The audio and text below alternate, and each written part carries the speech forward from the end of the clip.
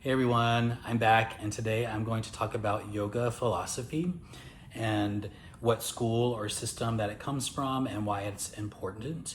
Um, and so, yoga philosophy, or I guess we should begin with that there are about 7 different classical schools of Indian philosophy, and yoga philosophy is one of them.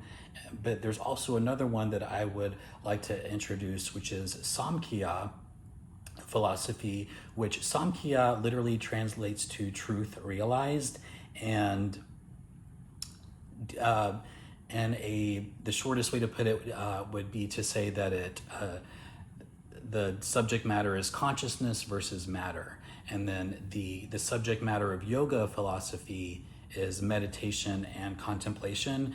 However, these two are so integrated that I think it's important to talk about both, and that's in the same hand as you would talk about Ayurveda and yoga, because there are so many similarities, even though they are two different disciplines.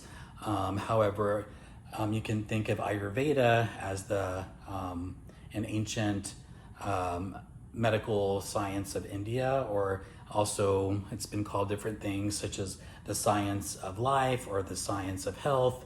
And then yoga can be said to be the science or the path of self-realization. And one way to reach this path of self-realization of samadhi and yoga or spiritual bliss is to take care of our bodies, in which the Samkhya introduces how our body comes into play with our relationship in life.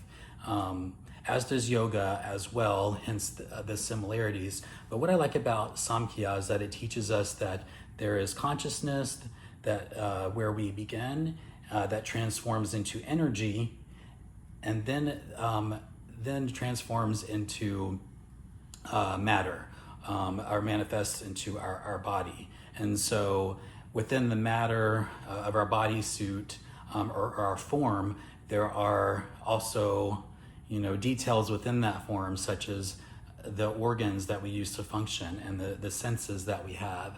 And also there's the subtle body, and then you can break that down into our nadi system and all the Eastern and Western and all types of Chinese traditional medicine philosophies that you can integrate into these. But to keep it back to samadhi, Ayurveda is an extension of that. And a similarity that yoga and Ayurveda and Samkhya follow are the ancient spiritual texts that they pull from, which were known as the Vedas and the Upanishads. And so it's important both are important, because if yoga teaches us about and how to practice meditation and contemplation for enlightenment, well then Samkhya through Ayurveda teaches how to take care of our bodies to reach these stages of enlightenment, and not just our physical body, but our subtle body. And so that is the gist of it. And a lot of things that I touched on in this video can really be expanded on in great detail, and can be talked about for hours. And you can write your thesis over this. So my goal was to sort of give you a big picture idea in a short time. And so I hope I did that. And if you have any questions or would like clarification or on something I said, please let me know. I love the idea of philosophy and how to integrate it into modern day practice.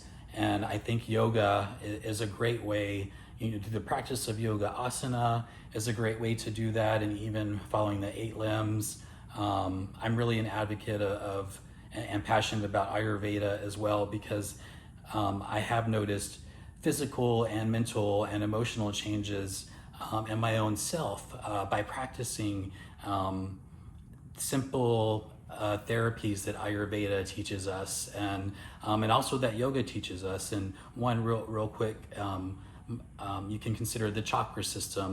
That's a similar energetic system that both the yoga philosophy and the Samkhya recognize.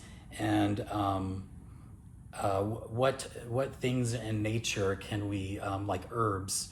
Ayurveda introduces a lot of herbs that have different qualities that can help us to reach those stages of enlightenment and peace and when we are meditating. So I will stop there.